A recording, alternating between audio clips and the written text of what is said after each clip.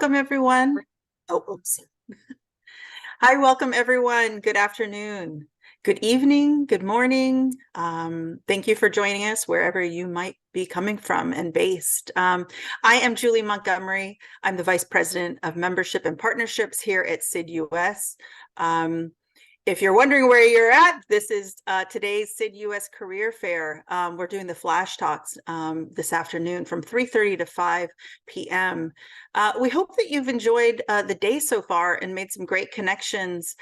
This morning's panel was really excellent, and we recorded it. So hopefully, if you did not join us for this morning's panel, we encourage you to view the recording. And then this afternoon, we hope we had some great, fantastic sponsors and exhibitors, and we hope that you were able to connect with some of them. For this afternoon, we have four fantastic speakers, but before we go into that, I really want to thank our sponsors for today's event, ACDI VOCA, Highlight, and Jefferson Consulting. Thank you for your support. They're great organizations, and I hope that many of you were able to visit their booth this afternoon. So as we move forward, we have great four speakers. We have Michelle, Anne, Amy, and Hasna. If you can go to the next slide, thanks, Dan. You can see that they'll be talking on really useful, practical topics this afternoon. The way it's going to be set up is that each speaker is going to speak between 5 to 7 minutes, and then the rest of the time we're going to really focus on Q&A. So we want you to, while they're speaking, put your questions in the chat box, and then we'll go directly to them. And then after the flash talks, we hope that you'll continue and stay on. Some of you will be going to the flash mentoring, which you should have received a unique Zoom ID for that. But for everyone else, we have the virtual happy hour from 5 to 6 p.m. There's going to be a raffle for the annual dinner ticket at the end of the virtual happy hour, so we encourage you to come and stick around. So let's get started. We're going to start off with Michelle Laird, who is the Senior Vice President for Programs at PACT. And she's going to be talking about working for a large implementer. And so, I asked all of our speakers what they wanted to do as a child, if they had any sort of dreams as a child, and what their first job was and what they learned from it. And so as a child, Michelle wanted to be a veterinarian, and her first job, she began babysitting regularly at the age of 11. And in her babysitting, she learned about the importance of listening, not only to someone's words, but to their tone and their body language, because children express with their whole bodies. I completely agree with this. Nonverbal communication is so important to know very well and to understand what people are saying without using their words. So without further ado, I'm going to turn it over to Michelle. We're going to pop her bio into the chat. And so Michelle, turn it over to you. Thank you. Great. Thanks very much. Thanks very much. And I look forward to hearing and answering questions after my brief spiel, because that's really, I think, the most valuable part of this. But I do want to say that I've had a great deal of experience working in international development with large implementers, and for decades with a large implementer that was a private sector for-profit firm. And then also now with a large implementer that is private sector, but a non-governmental organization, a nonprofit firm. So I've done both of that. I'm doing that currently, and just had a little bit to share. And again, I'm not sure if what I'm going to be touching on now really is what you want to get at most. So again, the questions and answers will be the most important. So one of the things that I will note about working in international development with a large implementing firm is that often they focus on, they have diverse projects that focus on perhaps more than one area of impact or technical expertise. So you could have governance as well as health, as well as environment. as well as livelihoods or economic growth or financial mobilization. So there are a lot of different sectors that firm may or organization may work in. And in addition, the size of the implementing organization allows for interdisciplinary teams. And so when you're working together on a project, you can certainly have folks with a number of different types of expertise working together with you. And that's either as colleagues or as a supervisor or as members that you're supervising yourself. These organizations usually have global reach. They may just focus on one region, but often they will focus on many regions around the world. And that really gives people opportunity to work with many different countries around the world and potentially to travel when needed, to work with local teams on the ground and to engage with communities on the ground.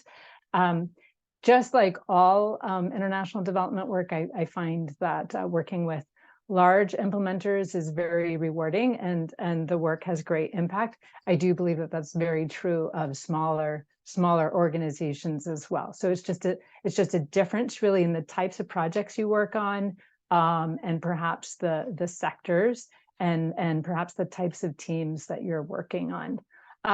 In these organizations, we focus on really complex challenges, and so from that, one really needs to bring forth problem-solving skills and to be very adaptable.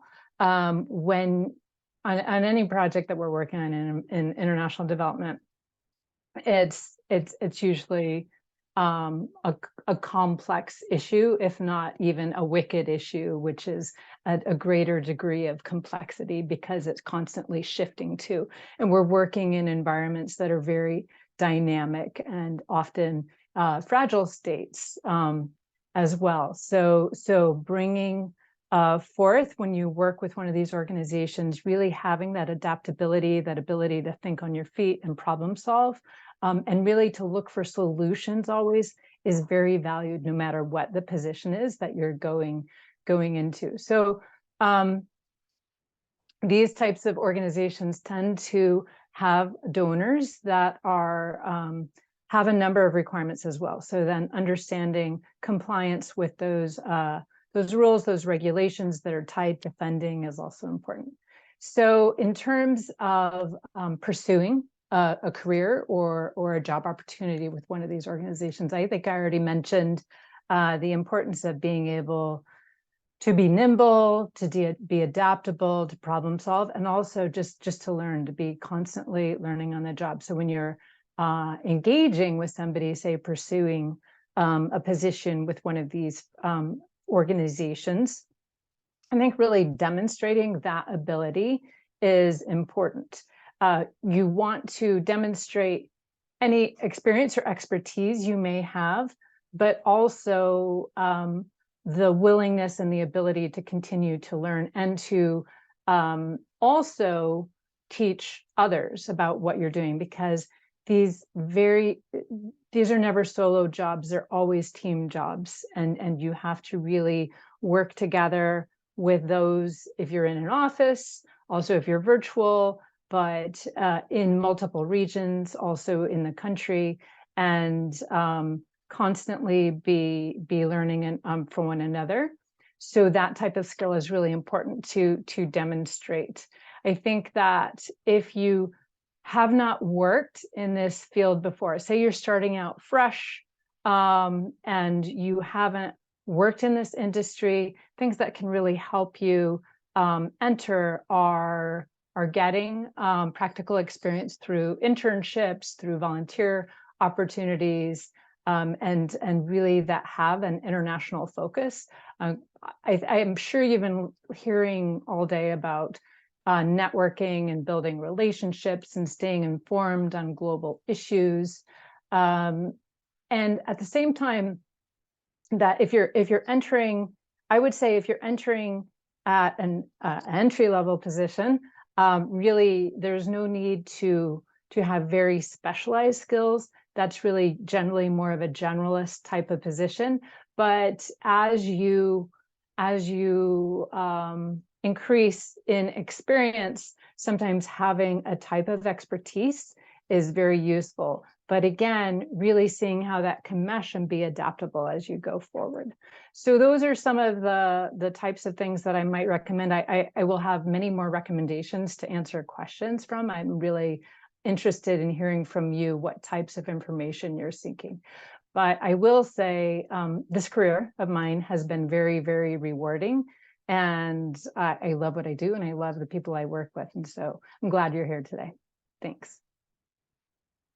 Thank you, Michelle, for sharing your experience. One question that it looks like here is a question from Emery. Emery wants to know, what has been the most difficult thing or things about working in large ID organizations? So what's difficult about working for big organizations? I think what's difficult is actually when you very first start working in one, what's difficult is all the acronyms. I swear, it's like so many of these organizations have external and internal acronyms, and just really trying to understand what people are even speaking about can be a challenge. And then when they're larger, getting to know a variety of colleagues, because the more people you know within the organization, you better can understand the different skills that we can bring to bear on projects. So actively reaching out to people, actively, even when you're working at an organization, getting to know more people whenever there are opportunities for brown bags or different talks or meetings where you're invited to, or just reaching out if you see people are working in areas that you're interested in, reaching out and asking if you can have a quick 15-minute intro can be very, very helpful, because the more people you know, one, the better you understand the organization, and that can help you as you work. And also you can be called on to do more interesting work. People will remember you, remember the skills that you bring, and can request that you work on a project, or vice versa, you may know to pull them into something that you're doing. But when it's a very large organization, there can be a whole lot of people. So that can be a challenge. Okay, thanks.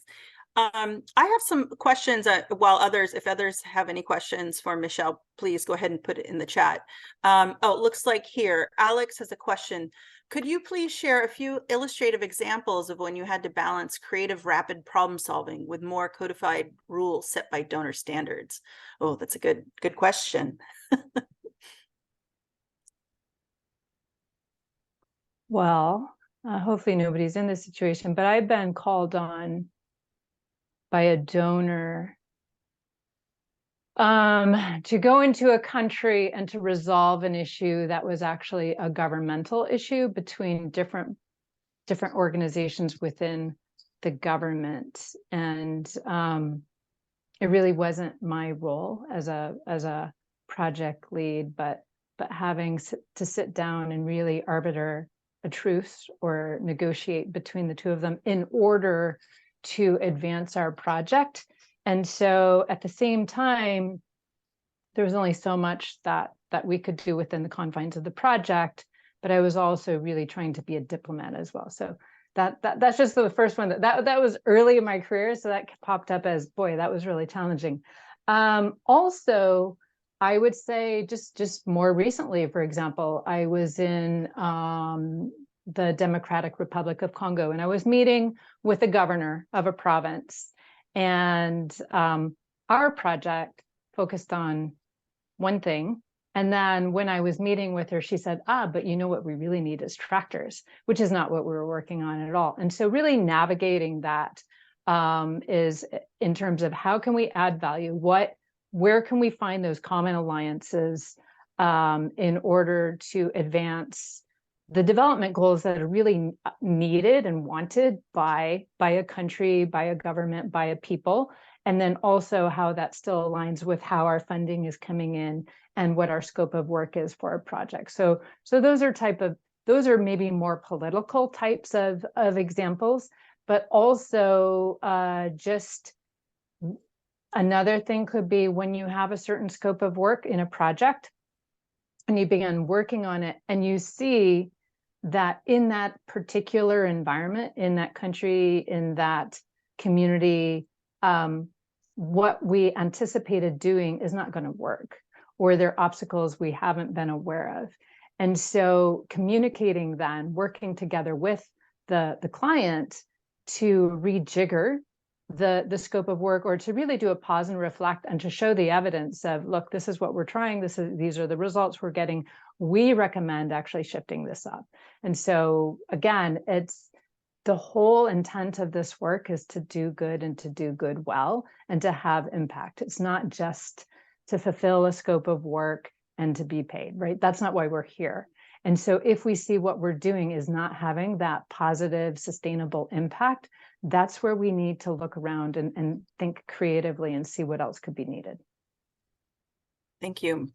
Thank you for sharing those examples. It can be tough to to to manage those relationships sometimes. Okay, we have a number of questions now. They're all rolling in. So Deborah asks, do you have any additional tips regarding transitioning into the international development field if you are at the mid-career level? We get this question a lot, actually, from those attending the career fair. Yeah, I think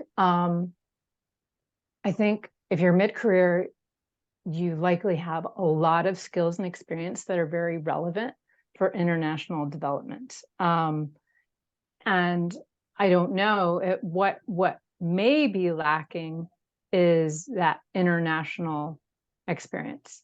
So one, you can try to get that international experience through a volunteer opportunity, or even their mid-career interns also, but it's something like that. Or you can enter the organization through something that is through a position that is a little less focused on the day-to-day international work, and then once in the organization begin to build those skills. For example, it could be in terms of, like finance, or it could be grants management. It could be different types of operational skills. I mean, people come in even through IT. So not knowing your background, it's hard to say specifically, but it's really parlaying your skills and your expertise into something that organization might need. Because remember, it's still an organization. You have all of the programmatic work internationally, and then you have all of the different services that support those projects and the organization as a whole. So it can be an entry point, can be, whether it's through HR or wherever, it can be through a different aspect or department within the organization as well. Okay, thank you. All right, next question from Deborah. What types of opportunities are available in implementing firms for communications professionals, particularly those without international development experience? So yeah, what kind of jobs are there? So there are a lot of positions, I think. It depends on the organization. However, there are usually a large implementing organization will have their international communications, or their main communications group that looks at that organization's communications that are outward facing as well as internal facing, whether they're big company announcements, but also things related to announcements of the work that we're doing, or brands, or putting on events. A lot of events are held to share learnings, to talk about projects. So again, that's kind of one grouping of communications, which is almost like a corporate communications, or the organization level communications. And then there's also a lot of work needed to either work on, editing. We have, within PACT, we have editors for our reports, for our project reports, and also for our proposals. We have writers for proposals, and also for project reports. And we have writers that are really coaching our communication specialists that are in country. So they don't necessarily need that international experience, but those ones do need to know how to coach, teach, etc., others, to really bring up their skills and to understand how to best communicate impact effectively, for example. It used to be that in development, sorry, it was a long-winded response, but it used to be our writing was more academic, and it's really much more business and impact focused now, kind of tying activities to results. So I hope that answered. I'm happy to do a follow-on or speak more later also with anybody. Well, it's interesting because the next question is kind of related, as you're talking about Great. the language, being more academic, shifting, right?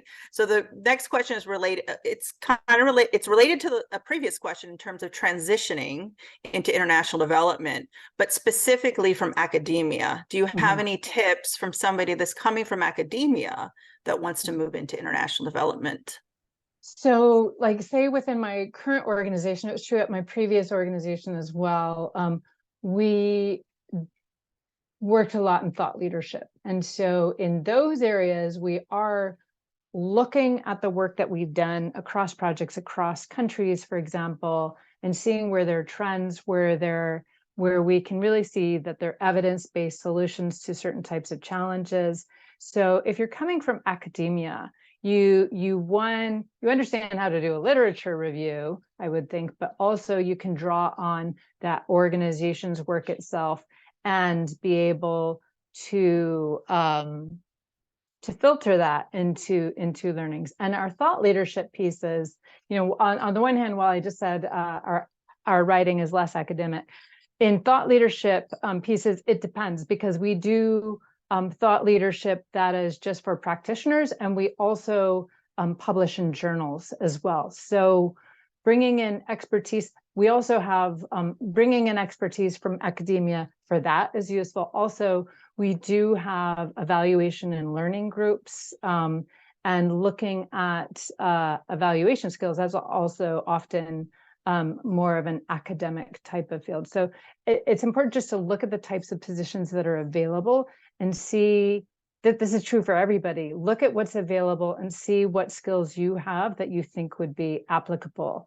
And then, if you have no international experience, again, either try to get some or see where it's not needed, and just have that frank conversation about how you feel that you bring value to the organization and to the impact that the organization is trying to affect. Thank you, Michelle. This is very, unfortunately, we don't have time. We're going to have to move to the next flash talk. But thank you for sharing all your experience. I mean, there are so many questions that people have still, and I'm sorry we didn't get to all the questions. Clearly, I'm asking, so I don't know if it's possible for you to share those questions with me after, and I'm happy to try to type up some things briefly and share them back with you, Julie, to send out, if that's helpful. Thank you, Michelle. Yeah, I will send them to you. If you want to stick around, you can also just look in the chat. But okay. I can either, whatever is easiest. I'll do that as well. Yeah, okay. Thanks. Okay, perfect. Okay, so we're going to move on to Anne, and then once Anne starts, I will put in the rest of the questions.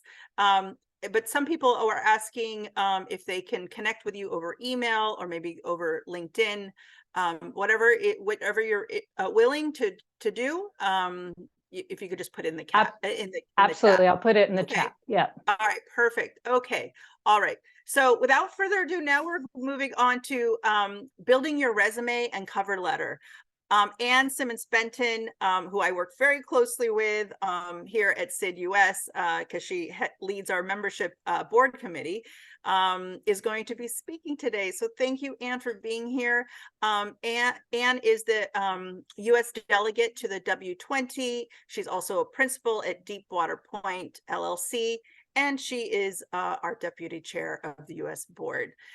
So Anne, I'm going to ask you a question, which I asked all the other speakers, but I'm gonna let you answer it before we go into all your tips and recommendations for building your resume and cover letter. We'll put your bio in the chat, but you can answer one or both questions. But was there anything that you aspired to be as a child, and what was your first job and what did you learn from it?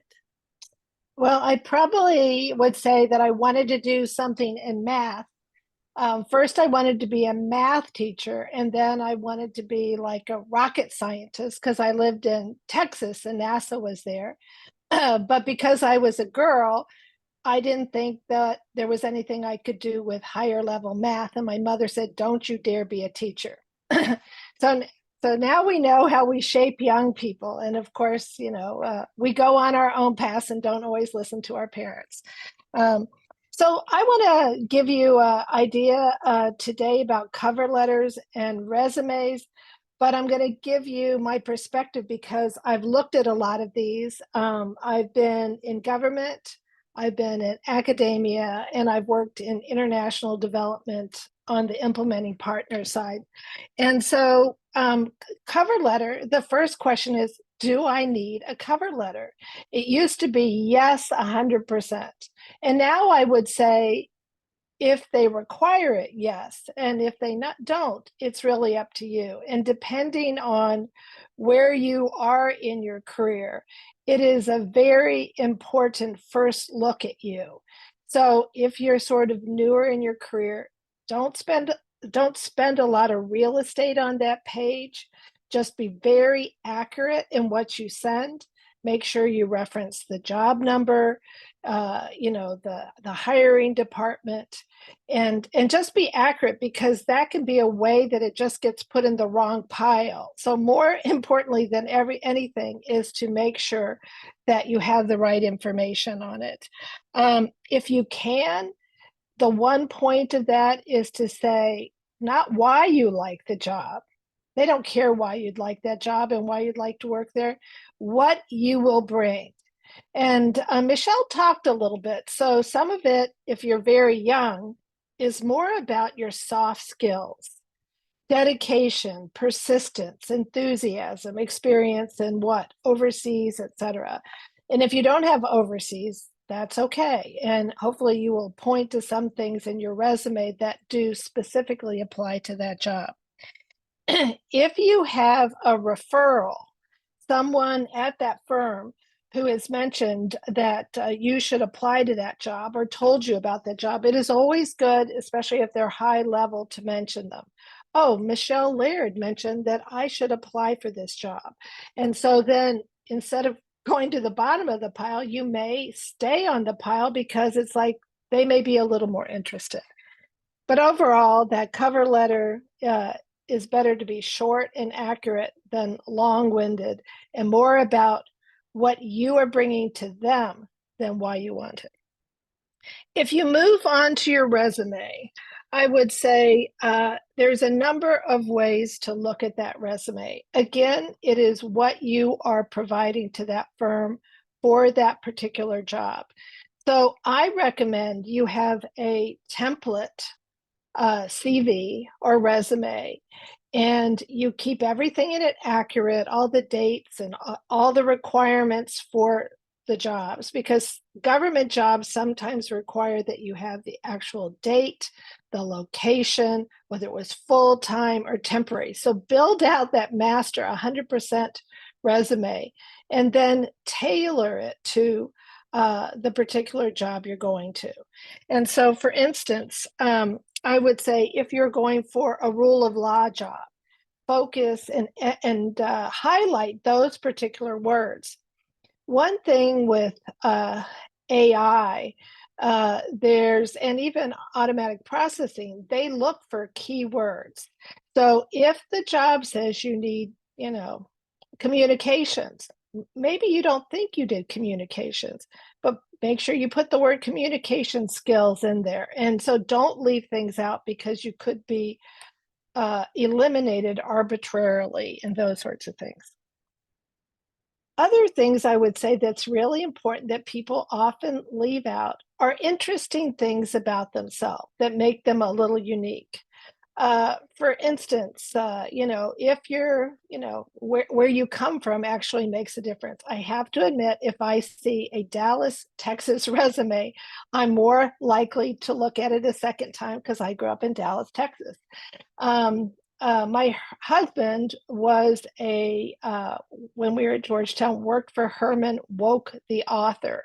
And, honestly, he did yard work, and he helped to do all sorts of things in cleaning during particular times of the year for him, and then translating the title for his book in German. So, but it was always the kind of thing everyone wanted to know, well, what did you do? Even though it was really not that exciting, it was the kind of thing that opened a conversation and people wanted to look at. Other coursework that you've taken outside your academic career that's interesting is always very useful to put in there. And for the younger folks in our crowd, I would say make sure whether you've done any sort of leadership events, anything different during school, any pro bono or volunteer. Sometimes I find that when I'm talking to the younger ones in our crowd, they've left out sorority or fraternity leadership positions, service organizations, tutoring high school students. I mean, all that shows some strong leadership and training capabilities. The other thing I would say, as Michelle sort of had mentioned earlier, she didn't actually call it soft skills, but when she was saying what companies are looking for, they are looking for those soft skills. If you look at the World Economic Forum, one of the most important things is not just that you know history or poli-sci or whatever, but that you can actually deliver. So to the extent that you have experience in these sorts of things, that you are nimble, you've been adaptive, and you can show that in some way in your resume, that would be great. For culture, that you've been, I think Mia asked this question, that you can show you've lived in another culture, even if it was in France, it doesn't matter. You can show you adapted, you learned a language, you did something, that can be extrapolated. And one big thing in our industry right now is data analytics. So if you've been to graduate school and you worked on quantitative and qualitative analysis, that's really important. So I would say those are incredibly important things. For people who are outside of our sector and looking at getting into it, there are so many things that are applicable: the communications, operations, management. And so you do need to tailor it in some way that shows you have some interest. And so if you can link those between the cover letter and the resume, I think that is very important. I think that's it for now. I think the only other question I get is 1 page versus 2 page versus whatever. Again, start with that template where you capture everything, write down everything, and then you can make it shorter as you need to be. I think that's it for me. I'm just trying to, I've got my 7 minutes timer here. So Thank you, Anne. Thank you, Anne. I also, one just little point is, some people have asked before about pictures on resumes, and some, I think in the United States at least, no pictures. No, I think no pictures, and the more we look at diversity, equity, inclusion, and accessibility, in a way, the more we don't want to have a picture. It could work against you, and the committee may take it off, and you're losing real estate where you could put something else. So yeah, I'd rather hear that you played hockey, or you're a stamp collector, or something that as an interviewer, I'm like, oh, wow, what kind of stamps do you collect? Those are one of those forgotten tricks. So yeah. Okay, so we have a question from Emery. How would you suggest to demonstrate soft skills in your resume? Should you write them down specifically or show indirectly how various experiences gave you soft skills? I would say both, because again, you've got those scanners looking for some of those soft skills, and the hard skills, the quantitative and qualitative analysis. And if you've done stat and all that, put all those words in there. I mean, it's really about the job description and mirroring that. But again, and this, the more the more grown up, the more experience you have, the more someone's looking for impact on your resume. So showing the soft skills through that, showing that you worked on a project, you managed X number of people, what the impact was, those are very, very important. So there is the range. You just will have more real estate under each job title, the more experience you have. Okay, the next question is from Sonia. And Sonia, actually later on, Hasna is going to be talking about this. It's related to LinkedIn. How much do they rely on LinkedIn? And Hasna will be talking about the LinkedIn profile. But what are your thoughts, Anne? I'm going to go about that a little bit differently. You can assume that every employer will look at every social media post for you, not just LinkedIn, Facebook, Instagram, Twitter, just Googling you. I would Google yourselves and I would see what comes up. You would be surprised. At one point, my daughter Googled me and she said, "Mom, there's a whole thing on you, like pages about why do you live in that house in Ireland and what are you doing?" So not that I could do anything about that, but it was fine.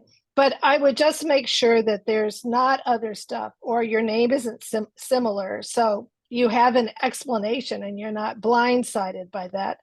And I would look at your LinkedIn profile and make sure that it is up to date and looks professional. And secondly, when you apply, like if I'm applying for a job at SID, I'm like, who do I know there? And if I go to SID, it will show people and I'll see Julie and I'll see Catherine. And it's like, oh, I'm going to let them know, I'm applying. Or actually, I might even ask way ahead of time, do I really want to apply to that job? That's usually my first question. Do I really want to apply at that job?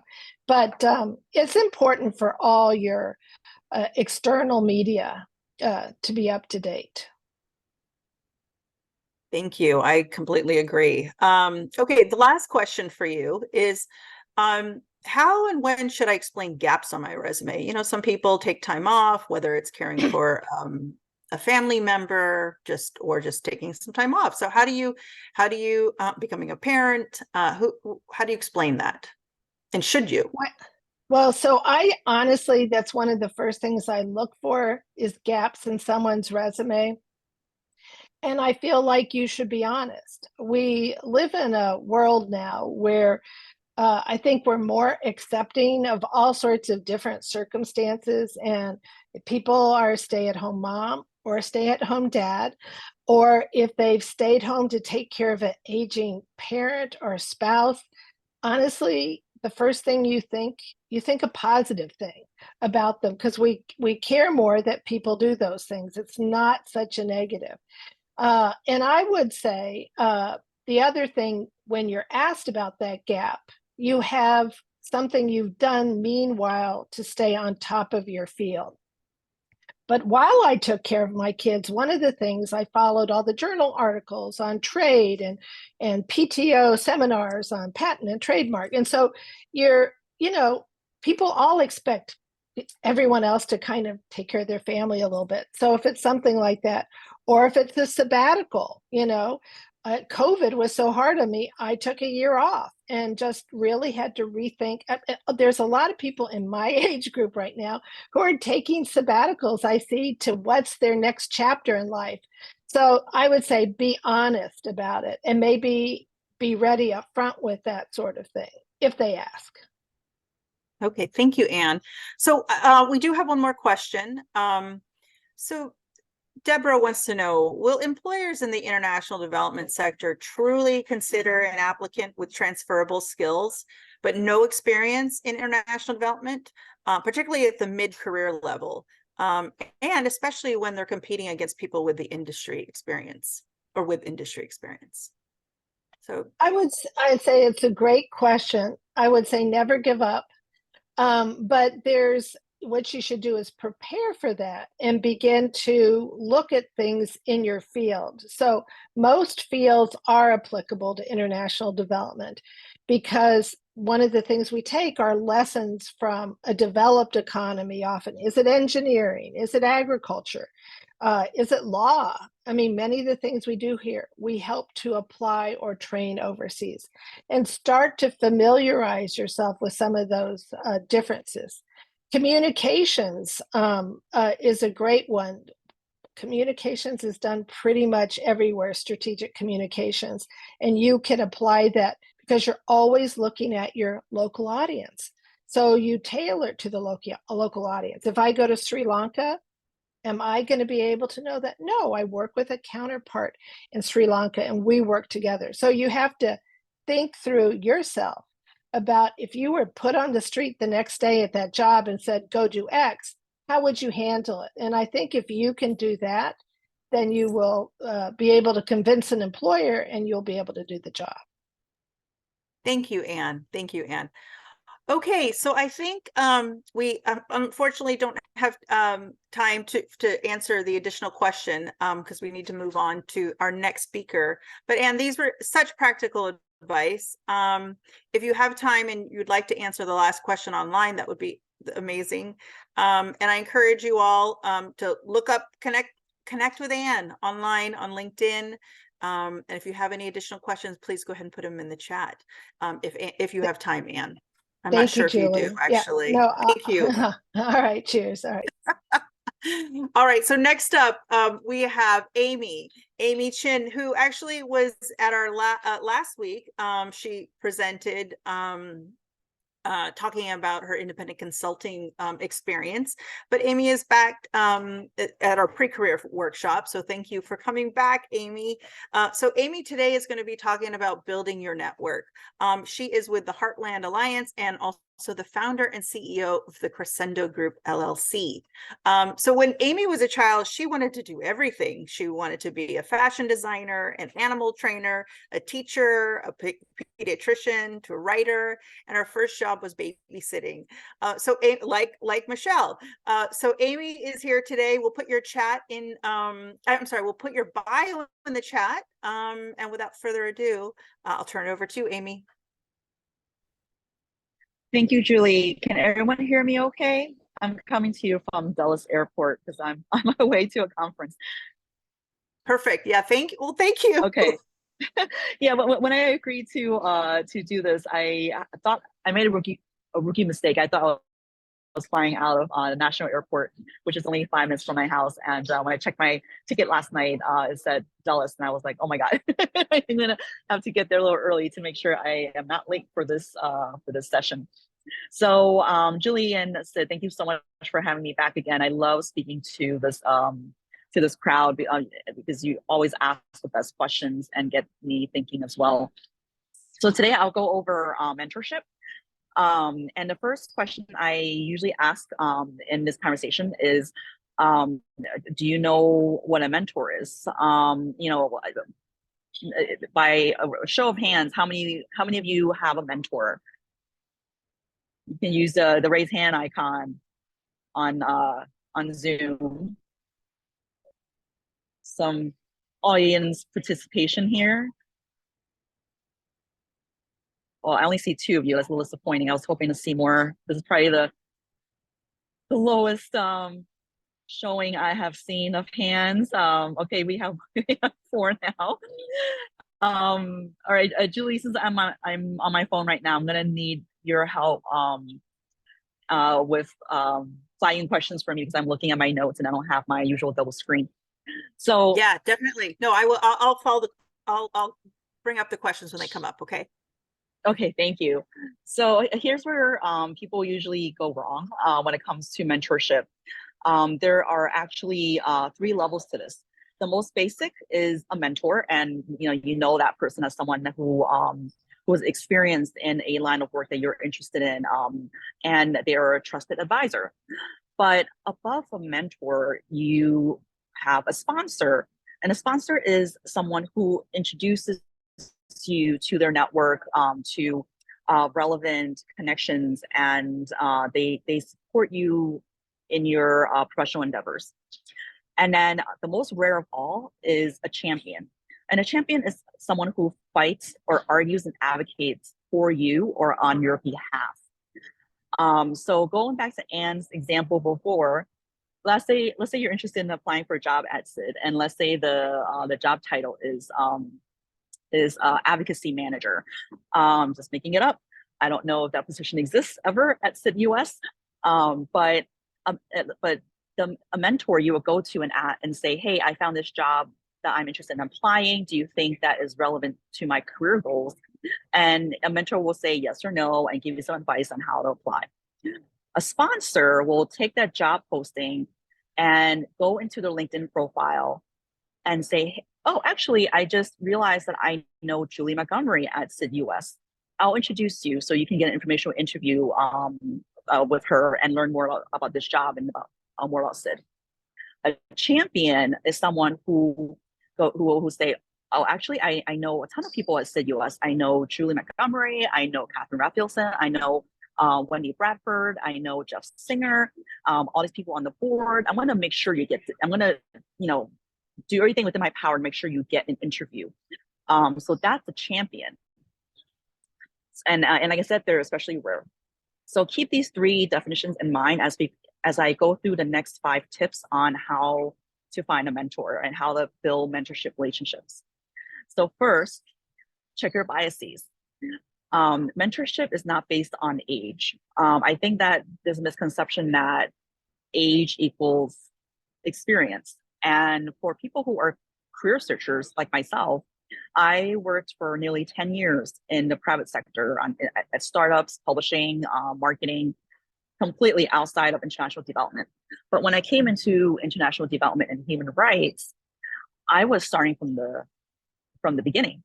And some folks who I built mentorship relationships with were younger than me because they had been in the industry for a decade longer than I have. And I still found their experience or advice very valuable. I still learned from them.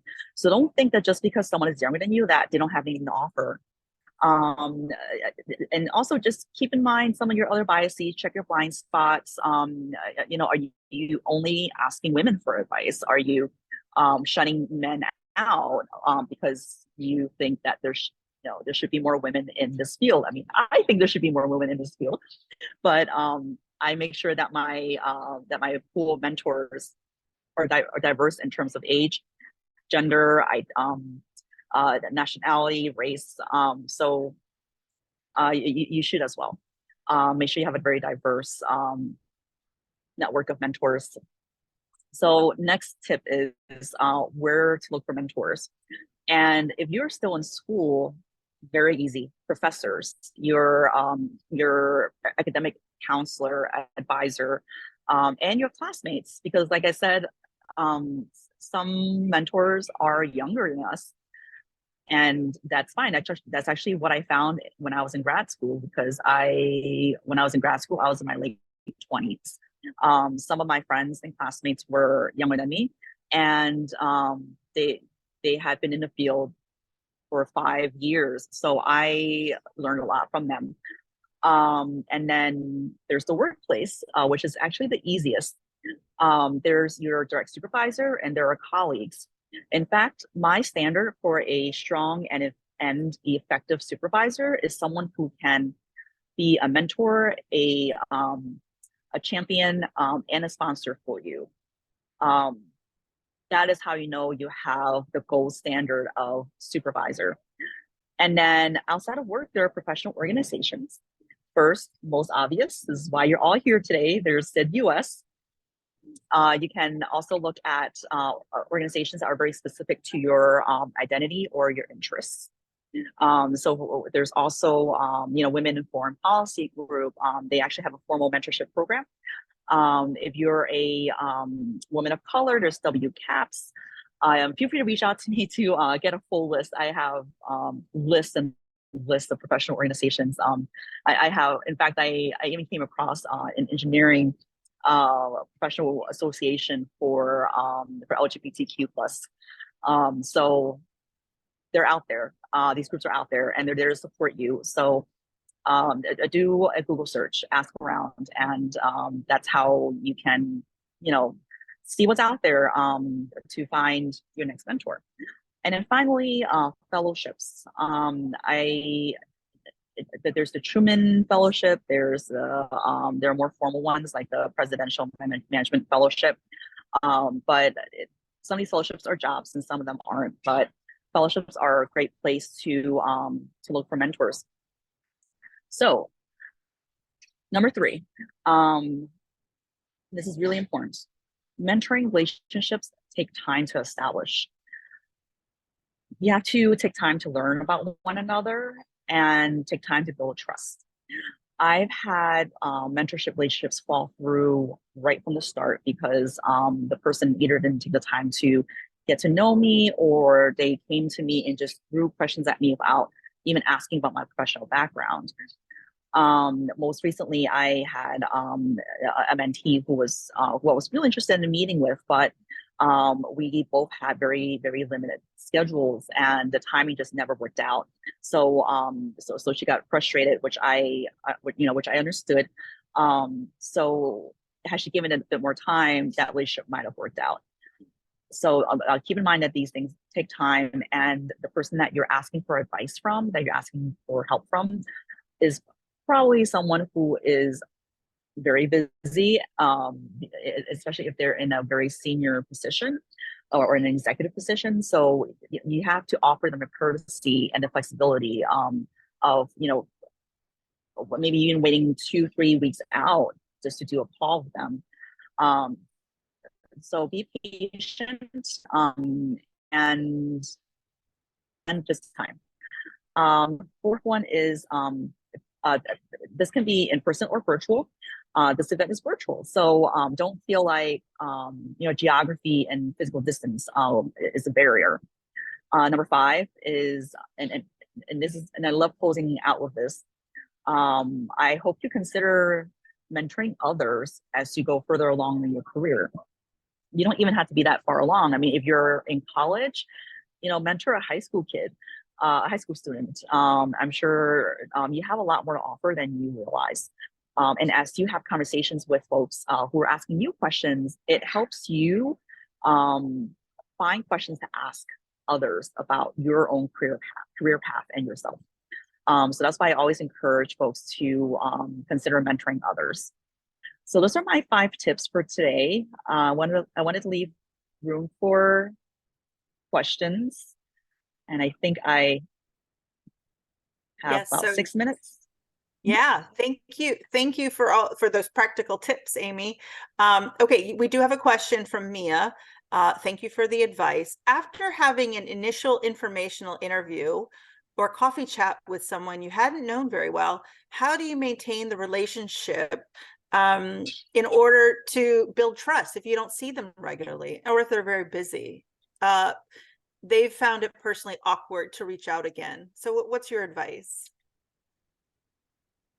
Don't feel awkward. Send an email. I mean, there are some periods in my life where I am so backed up on emails that it might even take me 2 weeks to get back to someone, but I do.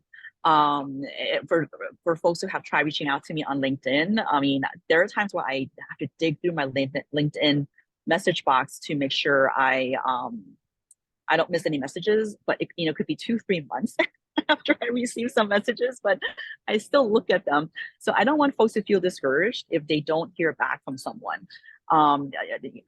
Feel free to just send a quick short email, say, I know it's the holidays right now, things are busy. I hope you're spending time with family. Just wanted to I'll let you know that I would love to meet with you in the new year. I hope that we can find some time.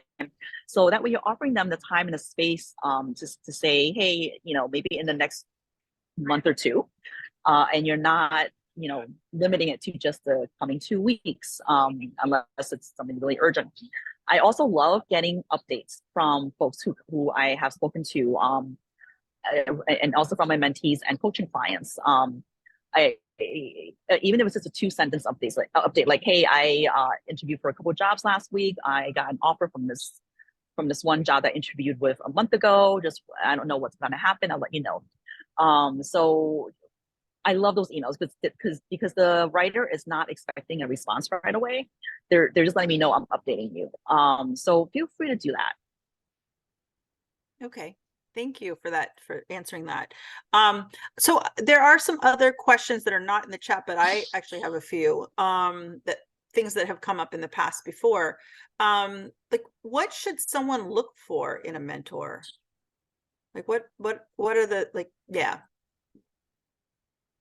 So really someone who is in the industry that you're interested in getting into, because then that way they have the relationships, they have the experience, and that way they can offer relevant guidance. So that's the first place I would look, is someone in the industry that you're interested in. And if you want to be more targeted, find folks who are in the organizations that you want to work for. If you're interested in, traditional development, look at commodities, look at DAI, look at Tetra Tech. And the best place to find these folks are right here at SID-US. They're all institutional members and major sponsors of SID-US events. But on the other hand, don't close yourself off to folks who are outside of this industry too. I've had some very, very interesting conversations with folks who work at Google and Facebook. If you're, I'm not interested in working for Google or Facebook, but it's still, bronze by worldview. And there are some synergies where, some of these companies have work in the countries that I work in. Okay, thanks, Amy. Okay, so another question is, someone had talked about, kind of how you maintain the relationship, that first question, right? Once you've actually met with them.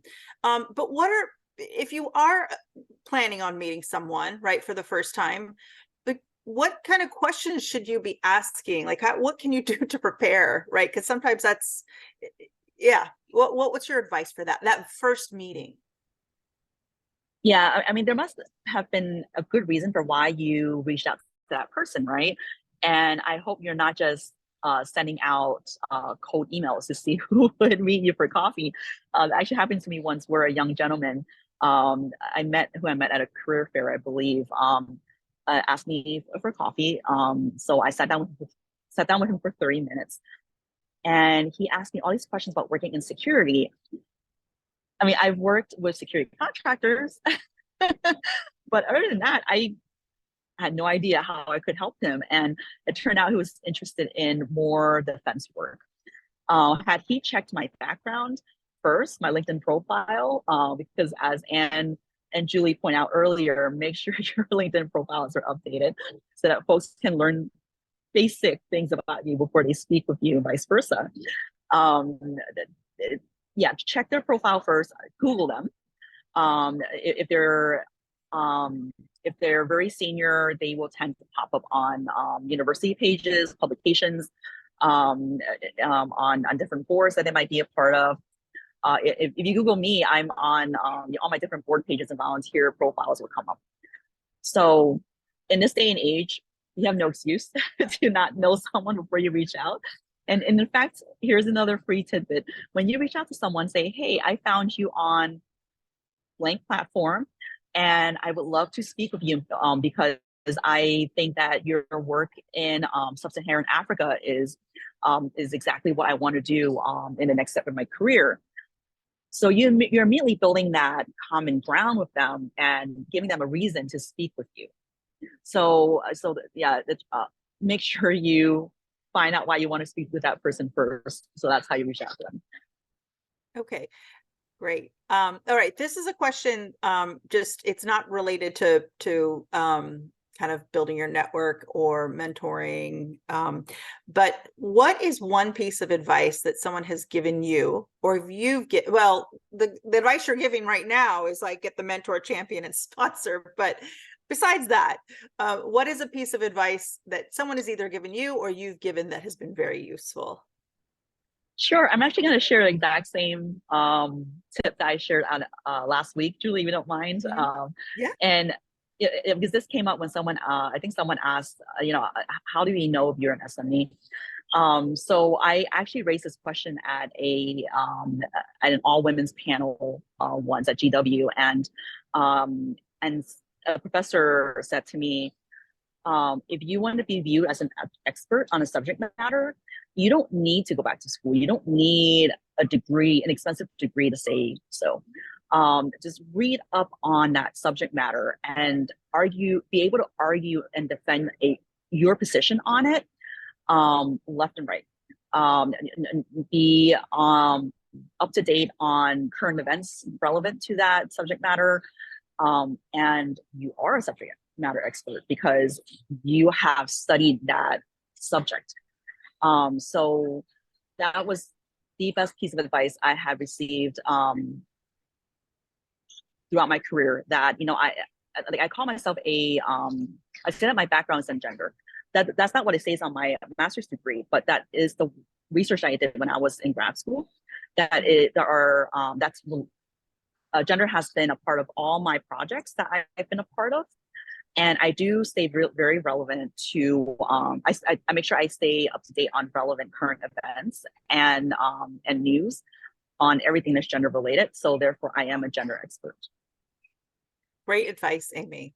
So thank you so much, Amy, for taking the time to, I mean, especially as you fly out and offering your tips and advice. It's so good to see you again. Safe travels. And I think now we will be going on to the next presenter. So thank you, Amy. Our next presenter is Hasna Rizwan, who is a cost editor at Chemonics. Welcome, Hasna. Hasna is going to be talking about creating a successful LinkedIn profile. She has some slides, so she'll be sharing that. I think she will allow her to share her screen. Can you do that, Dan? As we do that, you know, like the other speakers, I asked about her childhood and in terms of maybe she had aspirations. And actually, as a child, Hasna wanted to be a doctor. And when Hasna started working as an intern at several medical centers when she was young, she learned that medicine was not the route for her. And she decided to pursue a career in emergency management. And then that experience interning at the centers helped her understand the role of communities, environments, and socioeconomic factors in people's health and well-being. So that, you know, now that was sort of her past, and here she is now at Chemonics, and she will be sharing kind of her advice on creating a successful LinkedIn profile. So Hasna, I'll turn it over to you. Can you share your screen?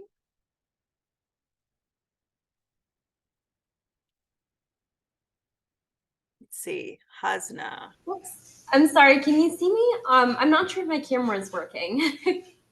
Let's see, I don't see you. Let's Okay. see. It's okay if we can't see you. Okay. You can speak, but can you share your screen? Do you have slides? Yes, yes. I will go ahead and share my screen. Okay, great. Let's see.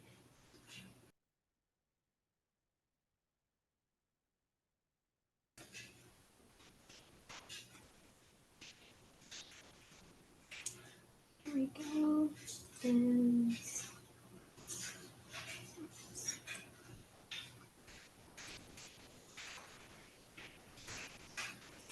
So while we wait, I pose a question to everyone here. If you all want to share, what's a piece of advice that maybe you received or gave to someone that you could share with others? If you could put it in the chat. Okay, Hasna, I see you're sharing your screen, but I don't see anything. okay. Maybe, yeah. Let me click stop sharing. Try again.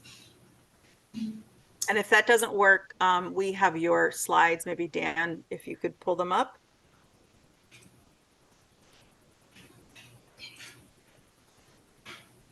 How about now? I just reshared it again. Yeah. I don't see it. Do others see it? I don't see it. Dan, could you pull up the slides and share?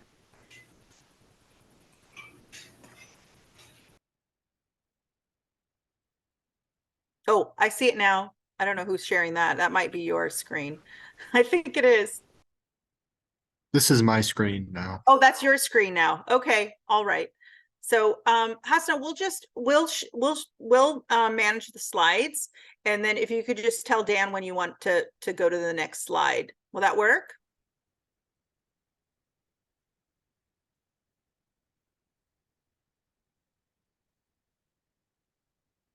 Hasna? Did we lose Hasna?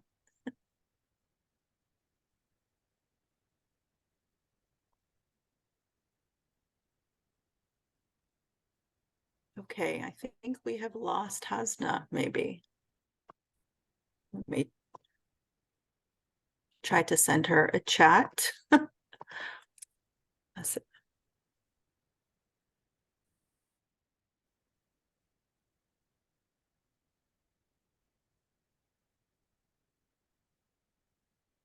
Hasna, are you there?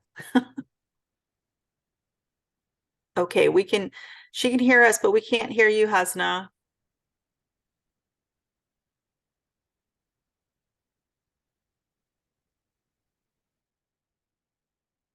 Okay, maybe she left and she's coming back.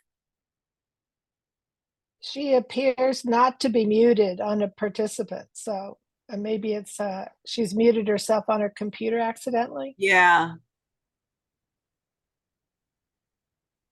Is Hasna still here? She may let's see. She might have left. He is rejoining now. Okay. I'm so sorry. Can you All hear right. me? Yes, we can hear you, Hasna. Wonderful. And can you see me this time? Hopefully the video's on Oh, now. yes, we can see you now. Yes. Welcome. Thank you. Thank you so much. And thank you guys for your patience. I'm so sorry. No worries. So today I will be talking about creating a successful LinkedIn presence. If you can go to the next slide, please. Thank you. So to begin, just like your social media profile, your LinkedIn profile represents who you are. So nowadays we spend a lot of time and a lot of effort and energy in making sure that our social media profiles reflect who we are as individuals, from things like our color scheme to the filters that we use and things like that. And I want us to use kind of that same mindset when we approach our LinkedIn profile. Except that your audience is very different from your audience on social media. So when you're on LinkedIn, your audience is a global community of professionals, companies, and recruiters. So although it is different from social media, there are still some aspects of social media that we can kind of learn from when we create our LinkedIn profile, and that is maintaining individuality. So one of the key things we think about when we think about LinkedIn is being as professional as possible. But of course, it's also important to be yourself, to be able to have a profile that reflects who you are as an individual. You also want to highlight your strengths and your skills, and you want to tailor your profile to the job or jobs that you're seeking. So on the right side of the slide here, I just have an example. It's my own LinkedIn profile. And at the very top, you can see at the banner, it says Celebrate Latino Voices. The reason that I put this up there is because I am from Latino heritage. So I decided to put that at the very top of my page. It kind of brings in that individualism aspects. I also put under my name, my position, and kind of the field that I'm in currently. So international development, the company that I work at, some work that I do outside of my regular day job, which is I was the founder of Mamdo, a professional group in the DC, Maryland, Virginia area. And then my studies, which is my master's in emergency disaster management. So today I'm not going to be walking through my profile. I'm going to be going through some tips and tricks that I've used to kind of expand my network on LinkedIn and improve my presence on the app as well. If you can go to the next slide, please. Thank you. So I wanted to take a look at a couple steps for success. So these are the 4 areas that we'll be taking a look at today. The first one being you. So who you are, what your profile looks like on LinkedIn when someone clicks on it. The second one is your connections. So who are the people that you're connected with on LinkedIn? Who are they? Why are they important? Why are they significant? And how are they helping you to achieve your career goals? The third one is your following. So what pages are you following on LinkedIn? And your final one is your activity. Sometimes it can be a little confusing about what to post on LinkedIn. It's not social media, and it's also not someplace where you can like post like really long things or things like that. So it can be kind of confusing. But we'll go over that in a couple slides. If you can go to the next slide, please. Thank you. So the first area I want to talk about is you and your profile page. So when you go on LinkedIn, you have your About section. And I think this is one of the most important sections because this is where you get to tell your story. Here's where you get to introduce yourself, talk about where you come from, your school, your education, your work background, projects that you've worked on, and then your career aspirations. Where do you see yourself? What field are you most passionate about? What do you want to do with the skill set that you have? The second one is your experience and education sections. So those two are very similar to what you see on a resume. You have your universities that you've attended, your degrees that you've completed or are working on completing, and then your experience. So jobs that you've had in the past and jobs that you hold currently. And then finally, you have your certifications and projects. And I feel that this section can sometimes go overlooked, but I think it's a super important section, especially in international development. There is a plethora of online certifications that you can get in the field of international development to help enhance your profile and also to help you kind of tailor your experience and your background to the field that you would like to be in. So, for example, I think I was listening to the previous speaker mention gender studies, and I think that's really interesting. And if you were passionate about that, I would recommend looking up different certifications and open courseware that you can find online about gender to help you kind of enhance your profile on LinkedIn and also your knowledge in general. Projects also, I recommend, even if you're a student and you just finished, maybe you're close to graduating or you just graduated, think about some large scale projects that you worked on during your studies, and always feel free to include that in your project section on LinkedIn. And if we can go to the next slide, please. Thank you. And the next part is your connections. So the first one was developing your own profile. Now you're working on establishing connections. So the first group of connections that you'll probably have when you open a LinkedIn account is your colleagues. So those are your current or previous classmates. They can be your coworkers, they can be your supervisors, or people just within your company.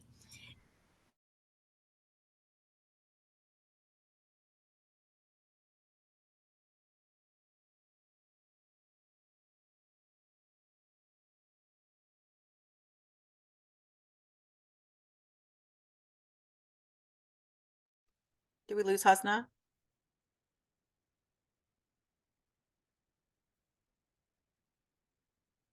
Whoops.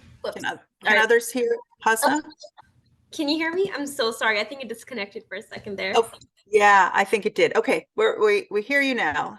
Okay, wonderful.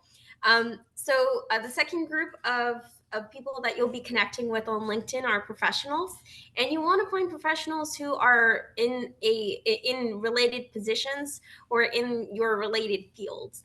So a good way to do that is to look up your position on LinkedIn and see what other people hold similar positions or that exact position, and that's a great way to kind of reach out to people in other companies who do something similar to what you do.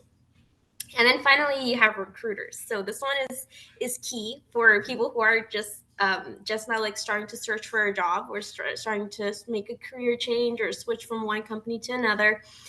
Definitely reaching out to recruiters is a great way to kind of create connections with companies that you'd like to work with in the future. If we can go to the next slide, please. So after your connections, you also have your following page, your following pages, or the pages that you are reading articles from, reading posts from, commenting on. The first group that you'll see are your current groups and companies. So for example, if you're part of a specific group through your university, or if you are working at a company, if you're currently working, you would be following your company, you would be following maybe even smaller groups within your company. And then you have related groups and companies. So I think it's also important to kind of connect with related groups and companies, just to keep an eye out for what are some current things, current events going on. And I think our previous speaker also mentioned that making sure that you're keeping up with, staying up to date with news and updates within your field. And then finally, sources of knowledge. So I think it's also a great idea to follow pages on LinkedIn that'll help you learn about current events or learn about things in the field that you haven't gotten a chance to read about or study yet. There's always more to learn about in international development and new perspectives to see from. So that would be, these are the kind of 3 areas where it's important to focus on when you're deciding what to follow on LinkedIn. And if you can go to the next slide, please. And finally, you have your activities. So the first thing to kind of think about when you are on LinkedIn and you're about to post something is the relevancy of that post. So making sure that your posts are relevant. So it doesn't necessarily mean that it has to be a post about international development or about your area of interest within international development. A relevant post can even be a post relevant to like current events or something going on in the world, and then tying that into your field, your work, your experience, your education. The second thing is updates. So LinkedIn is a great place to post your updates. So for example, if you started a new job, you got promoted, you graduated, you completed a certification, you completed a course, LinkedIn is a great way to kind of announce that to your network. And finally, outreach. So your activity also includes reaching out to others on LinkedIn. I can't count how many times I've received messages on LinkedIn of people wanting to talk, connect, talk about how, talk about my career path, talk about their career path, and kind of share ideas and exchange thoughts. And I think it's a great way to sort of learn from each other, because as professionals, we can still learn from each other. And if we can go to the final slide, please.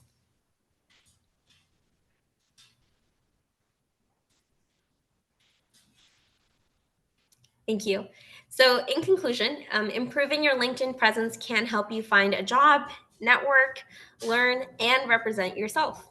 We can grow from learning about each other and focusing on you, so your profile, your connections, your following, and your activity will help you to create a successful LinkedIn presence. And I know that I went through it super quickly. I was really worried about the timing, especially since I had some delays. There's some technical difficulties, but I really appreciate everyone listening in, and I'm happy to answer any questions. Thank you so much, Hasna. This was very, very useful. And for me, I'm like, oh yeah, I need to really work on my LinkedIn profile and update it. Anyway, so if you have any questions for Hasna, please type in the chat. We do have one from Deborah. Deborah is asking, are there any recruiters you're aware of that focus on international development jobs? Are there ones that are specific, like recruiters clearly at the career fair? There were recruiters from, representing all of our exhibitors and sponsors. But can you think of any other recruiters that really their job is to focus on multiple multiple companies? I think that's a great question. So for myself, when I was job searching, I was mostly reaching out to recruiters at companies that I was interested in working in. So I definitely recommend that if you're looking at jobs, for example, at Chemonics, I would recommend like looking through and trying to find a recruiter to connect to or a hiring manager to connect to. But I would say be like open to looking at different types of companies and different companies or jobs that you've looked at in the past, and just take a look and see on LinkedIn who their hiring manager is, who their recruiters are, and feel free to connect with them, send them a message, and usually they get back pretty quickly, like within like 48 hours or so. So I'd say just be open and reach out. Thank you. Okay, the next question is, how do you select your background for your LinkedIn profile? Do you have tips on that? Of course, yes. So if you are on your LinkedIn page and you go to the top right corner of your LinkedIn page, right behind where your profile image pops up, you'll see that there's a little pencil image on that corner. So you can select that, and then you can choose one of the LinkedIn banners that are already there in the app, or you can upload a picture that you would like to select instead. Great. Thank you. If you have any other questions, please type them in. I'm just going to ask you one final question because we do have a hard stop at 4:55. And this is not related to LinkedIn. It's actually just related to advice. And I asked this of speakers, or in the past. So, what is one piece of advice that someone may have given you, or that you have given that you've found very useful in your career or in life? Thank you. I think this is a really great question. I would have to say is take risks and challenge yourself. Don't limit yourself. Be open to applying for positions. Maybe it's not 100% what you're looking for. That's totally okay. Maybe it's something outside of kind of the positions that you've usually been applying for. This one's a little bit out there. That was my experience when I started the position that I'm working at right now. I was like, oh, I don't know if I'm fully equipped or ready for this, or I don't know if this is the right position that I'm looking for. And then as soon as I started it's been kind of my dream job in itself. So I've like fully enjoyed my time there. So I would say take risks. It's okay to apply. It doesn't hurt. You might get a rejection letter or two. That's totally okay. That's normal. That's part of the process. But just be open and put yourself out there. Well, on that note, that is great advice, Hasna. I agree. Take risks. And, I always say that if you get rejections, that's okay. It's the universe is sending you to something better. So, it's okay to be rejected every once in a while. And you will, I do believe that people will find their where they need to be in their jobs that they, ultimately that will help them grow. So thank you, Hasna, for sharing all your advice and expertise on LinkedIn. I do also want to take a moment to thank all the other speakers and sharing their expertise and their knowledge. Thank you, Michelle, Anne, Amy, and then Hasna. So we have to wrap up. But I do want to thank you all for joining us, and I do hope that you will continue and stay on. We have the link. We'll put the link in. But right now, it's starting at 5. We have the flash mentoring that's happening for those that's pre-registered for that. You should have received the link for that. And then there's the virtual happy hour. We will put the link in the chat. Thank you for joining us. We hope that you'll be able to make some more connections at the happy hour. And then finally, please take a moment to fill out the career fair survey. It was posted on the Brazen platform. I'm going to copy it and put it in the chat. But really, your feedback is so important to us because it helps us to improve in the future for future events. And so thank you everyone for being here, and we hope to see you at the happy hour. Bye-bye.